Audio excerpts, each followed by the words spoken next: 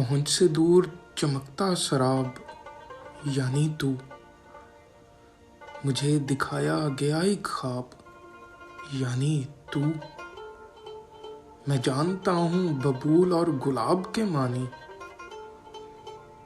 ببول یعنی زمانہ، گلاب یعنی تو۔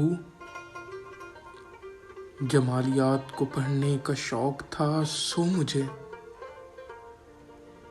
عطا ہوا ہے مکمل نصاب یعنی تو۔ بدل گئی ہے بہت مملکت میرے دل کی، کیا گیا یہاں انقلاب یعنی تو۔ ہر ایک غزل کو سمجھنے کا وقت ہے نہ دماغ،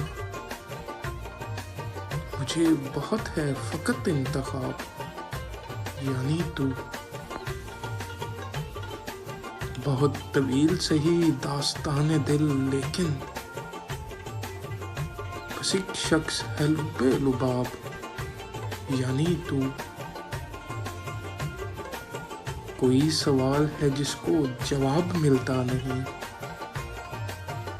سوال یعنی کہ فارس، جواب یعنی کہ تو۔